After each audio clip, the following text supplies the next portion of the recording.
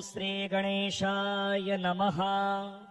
अथ श्री महालक्ष्मी कवचम् विनियोगः।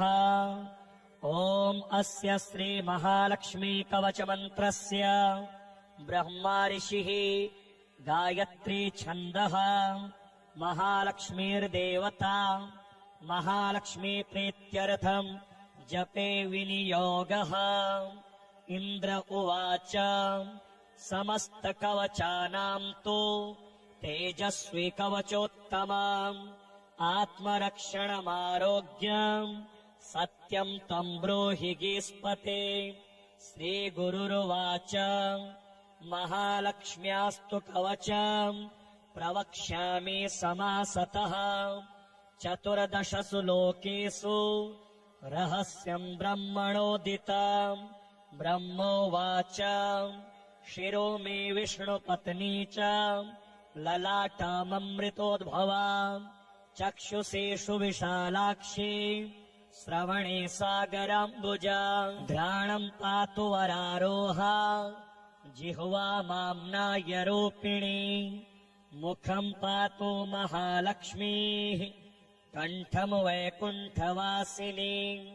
स्कन्धौ मे जानकी पातु भुजौ भार्गवनन्दिनी। बाहू द्वौ द्रविणी पातु करौ हरिवराङ्गना। वक्ष्यः पातु च श्रीदेवी हृदयम् हरिसुन्दरी। कुक्षिम् च वैष्णवी पातु नाभिम् भुवनमातृका। कटिम् च पातु वाराही सक्थिनी देवदेवता। ओरो नारायणी पातु जानुनी चन्द्रसोदरी। इन्दिरा पातु जङ्घे मे पादौ भक्तनमस्कृता।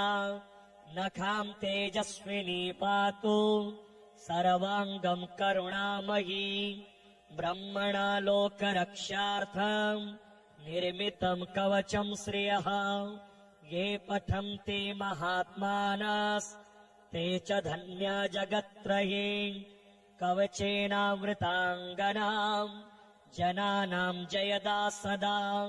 मातेव सर्वसुखदा भवत्वामरेश्वरी। भूयः सिद्धिमवाप्नोति पूर्वोक्तम् ब्रह्मणा स्वयम्। लक्ष्मीर्हरिप्रिया पदमा एतन्नामत्रयम् स्मरन्। नामत्रयमिदम् जप्त्वा स याति परमाम् श्रियम्। यः पठेत् स च धर्मात्मा सर्वान् कामान् वाप्नुयात्। श्रीमहालक्ष्मी स्तोत्रम् अनाद्यनन्तरूपाम् त्वाम् जननीम् सर्वदेहिनाम् श्रीविष्णुरूपिणीम् वन्दे महालक्ष्मीम् परमेश्वरीम्।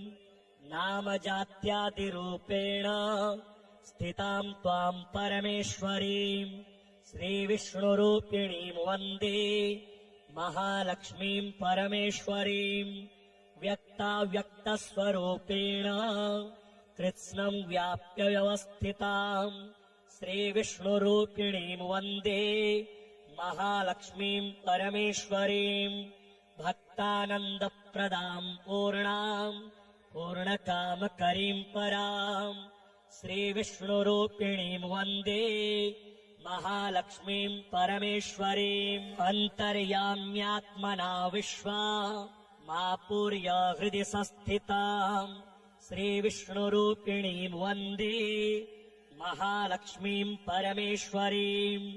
सर्पदैत्यविनाशार्थम् लक्ष्मीरूपाम् व्यवस्थिताम् श्रीविष्णुरूपिणीम् वन्दे महालक्ष्मीम् परमेश्वरीम्। भुक्तिम् मुक्तिम् च या दातुम् संस्थिताम् करवीकरे श्रीविष्णुरूपिणीम् वन्दे महालक्ष्मीम् परमेश्वरीम्। सर्वाभयप्रदाम् देवीम् सर्वसंशयनाशिनीम् श्रीविष्णुरूपिणीम् वन्दे महालक्ष्मीम् परमेश्वरीम्। श्रीमहालक्ष्मी अष्टकम्। इन्द्र उवाच नमस्तेऽस्तु महामाये श्रीपीठे सुरपूजिते शङ्खचक्रगदाहस्ते महालक्ष्मी नमोऽस्तु ते।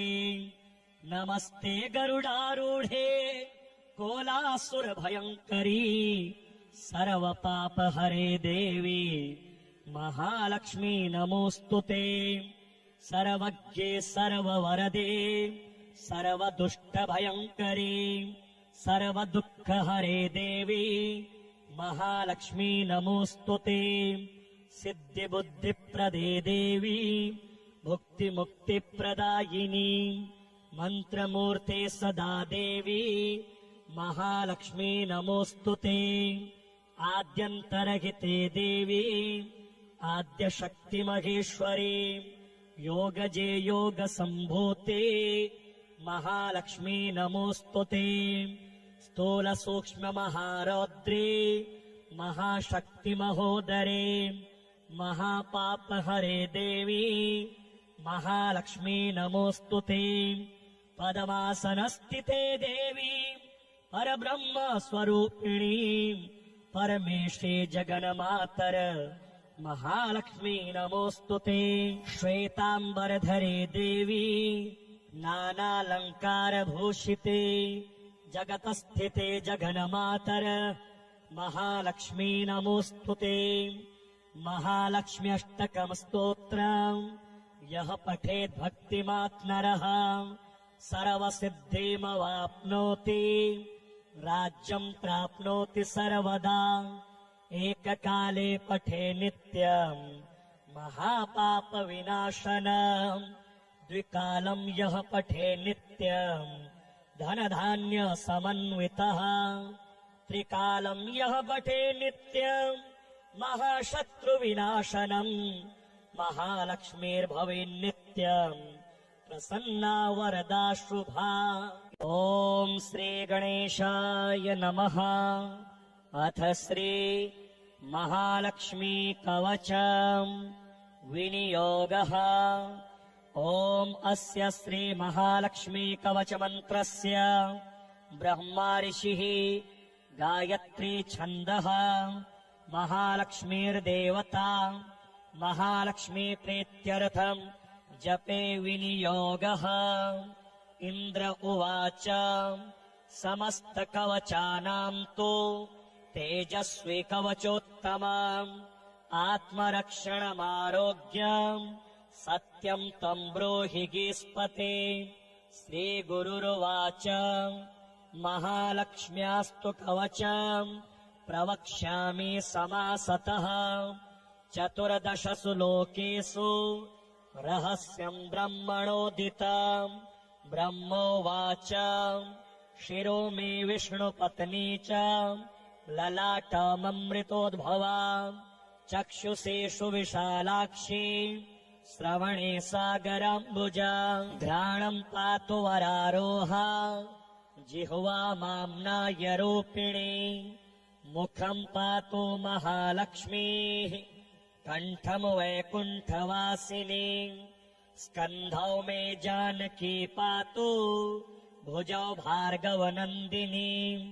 बाहू द्वौ द्रविणी पातु करौ हरिवराङ्गना। वक्ष्यः पातु च श्रीदेवी हृदयम् हरिसुन्दरी। कुक्षिम् च वैष्णवी पातु नाभिम् भुवनमातृका। कटिम् च पातु वाराही सक्थिनी देवदेवता। ओरो नारायणी पातु जानुनी चन्द्रसोदरी। इन्दिरा पातु जङ्घे मे पादौ भक्तनमस्कृता। नखाम् तेजस्विनी पातु सर्वाङ्गम् करुणामयी। ब्रह्मणा लोकरक्षार्थम् निर्मितम् कवचम् श्रियः। ये पठन्ति महात्मानस्ते च धन्या जगत्त्रये। कवचेनावृताङ्गनाम् जनानाम् जयदा सदा। मातेव सर्वसुखदा भवत्वामरेश्वरी। भूयः सिद्धिमवाप्नोति पूर्वोक्तम् ब्रह्मणा स्वयं लक्ष्मीर्हरिप्रिया पदमा एतन्नामत्रयम् स्मरन् नामत्रयमिदम् जप्त्वा स याति परमां श्रियम् यः पठेत् स च धर्मात्मा सर्वान् कामान् वाप्नुयात्। श्रीमहालक्ष्मी स्तोत्र। अनाद्यनन्तरूपां त्वाम् जननीं सर्वदेहिनां श्रीविष्णुरूपिणीं वन्दे महालक्ष्मीं परमेश्वरीं। नामजात्यादिरूपेण स्थितां त्वां परमेश्वरीं श्रीविष्णुरूपिणीं वन्दे महालक्ष्मीं परमेश्वरीं। व्यक्ताव्यक्तस्वरूपेण कृत्स्नं व्याप्य व्यवस्थितां श्रीविष्णुरूपिणीं वन्दे महालक्ष्मीं परमेश्वरीं। भक्तानन्दप्रदां पूर्णां पूर्णकामकरीं परां श्रीविष्णुरूपिणीं वन्दे महालक्ष्मीं परमेश्वरीम्। अन्तर्याम्यात्मना विश्वा मापूर्य हृदि संस्थितां श्रीविष्णुरूपिणीं वन्दे महालक्ष्मीं परमेश्वरीम्।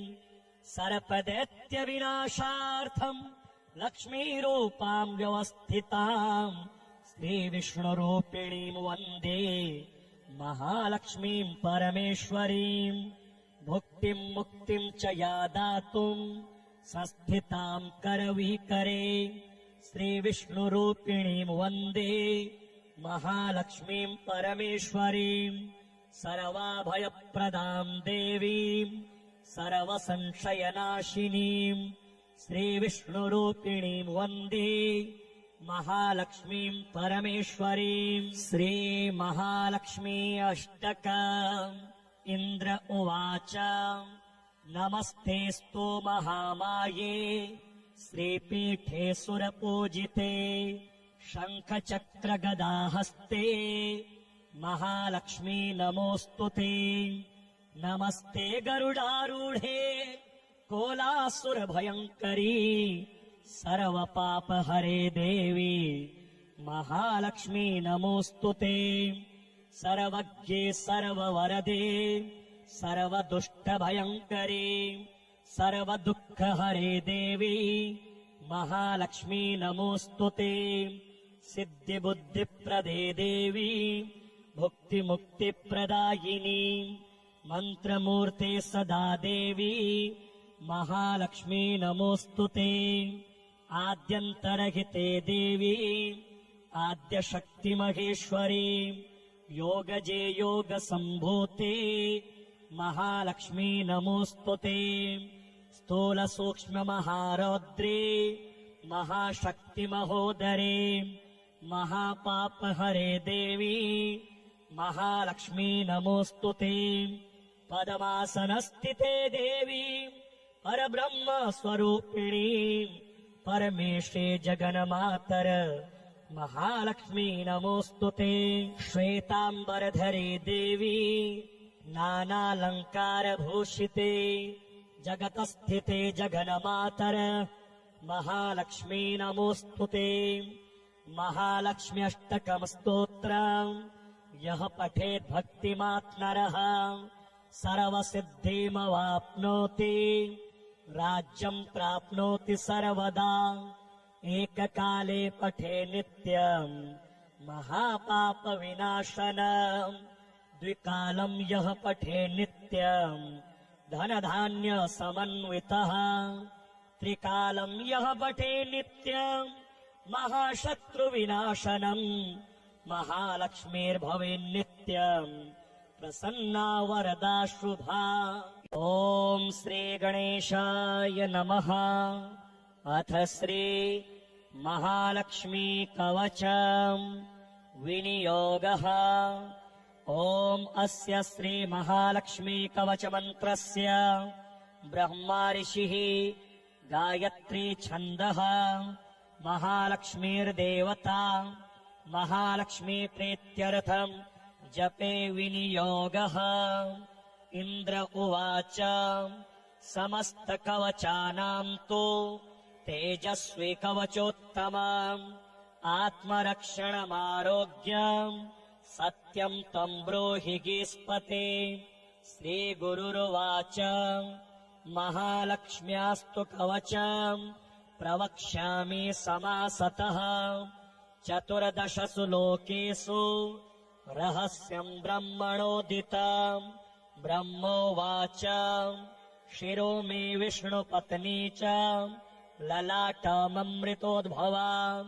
चक्षुषेषु विशालाक्षी श्रवणे सागराम्बुजा। घ्राणम् पातु वरारोहा जिह्वा माम्नाय रूपिणी। मुखम् पातु महालक्ष्मीः कण्ठम् वैकुण्ठवासिनी। स्कन्धौ मे जानकी पातु भुजौ भार्गवनन्दिनी। बाहू द्वौ द्रविणी पातु करौ हरिवराङ्गना। वक्ष्यः पातु च श्रीदेवी हृदयम् हरिसुन्दरी। कुक्षिम् च वैष्णवी पातु नाभिम् भुवनमातृका। कटिम् च पातु वाराही सक्थिनी देवदेवता। ओरो नारायणी पातु जानुनी चन्द्रसोदरी। इन्दिरा पातु जङ्घे मे पादौ भक्तनमस्कृता। नखाम् तेजस्विनी पातु सर्वाङ्गम् करुणामयी। ब्रह्मणा लोकरक्षार्थम् निर्मितम् कवचम् श्रियः। ये पठन्ति महात्मानस्ते च धन्या जगत्त्रये। कवचेनावृताङ्गनाम् जनानाम् जयदा सदा। मातेव सर्वसुखदा भवत्वामरेश्वरी। भूयः सिद्धिमवाप्नोति पूर्वोक्तम् ब्रह्मणा स्वयम्। लक्ष्मीर्हरिप्रिया पदमा एतन्नामत्रयम् स्मरन्। नामत्रयमिदम् जप्त्वा स याति परमां श्रियम्। यः पठेत् स च धर्मात्मा सर्वान् कामान् वाप्नुयात्। श्रीमहालक्ष्मी स्तोत्रम् अनाद्यनन्तरूपाम् त्वाम् जननीम् सर्वदेहिनाम्। श्रीविष्णुरूपिणीम् वन्दे महालक्ष्मीम् परमेश्वरीम्। नामजात्यादिरूपेण स्थिताम् त्वाम् परमेश्वरीम्। श्रीविष्णुरूपिणीम् वन्दे महालक्ष्मीम् परमेश्वरीम्। व्यक्ताव्यक्तस्वरूपेण कृत्स्नम् व्याप्य व्यवस्थिताम्। श्रीविष्णुरूपिणीम् वन्दे महालक्ष्मीम् परमेश्वरीम्। भक्तानन्दप्रदाम् पूर्णाम् पूर्णकामकरीम् पराम्। श्रीविष्णुरूपिणीम् वन्दे महालक्ष्मीम् परमेश्वरीम्। अन्तर्याम्यात्मना विश्वा मा पूर्य हृदि संस्थिताम्। श्रीविष्णुरूपिणीम् वन्दे महालक्ष्मीम् परमेश्वरीम्। सर्पदैत्यविनाशार्थम् लक्ष्मीरूपाम् व्यवस्थिताम्। श्रीविष्णुरूपिणीम् वन्दे महालक्ष्मीम् परमेश्वरीम्। भुक्तिम् मुक्तिम् च या दातुम् संस्थिताम् करवीकरे। श्रीविष्णुरूपिणीम् वन्दे महालक्ष्मीम् परमेश्वरीम्। सर्वाभयप्रदाम् देवीम् सर्वसंशयनाशिनीम्। श्रीविष्णुरूपिणीम् वन्दे महालक्ष्मीम् परमेश्वरीम्। श्रीमहालक्ष्मी अष्टकम्। इन्द्र उवाच नमस्तेऽस्तु महामाये श्रीपीठे सुरपूजिते। शङ्खचक्रगदाहस्ते महालक्ष्मी नमोऽस्तु ते। नमस्ते गरुडारूढे कोलासुरभयङ्करी। सर्वपापहरे देवी महालक्ष्मी नमोऽस्तु ते। सर्वज्ञे सर्ववरदे सर्वदुष्टभयङ्करी।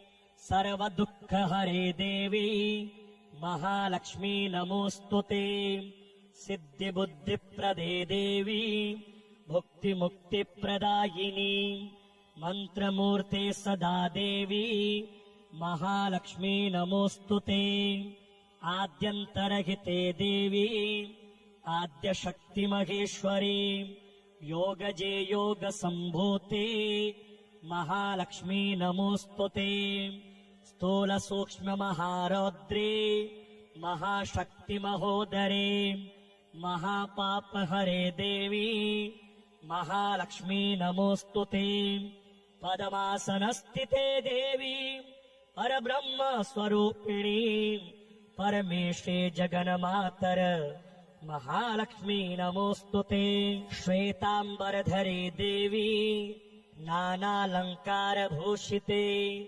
जगतस्थिते जगन्मातर महालक्ष्मी नमोस्तुते महालक्ष्म्यष्टकं स्तोत्रम् यः पठेत् भक्तिमात् नरः सर्वसिद्धिमवाप्नोति राज्यं प्राप्नोति सर्वदा एककाले पठे नित्यं महापापविनाशनम् द्विकालं यः पठे नित्यं धनधान्यसमन्वितः त्रिकालं यः पठे नित्यं महाशत्रुविनाशनम् महालक्ष्मीर्भवेन्नित्यं प्रसन्ना वरदा शुभा।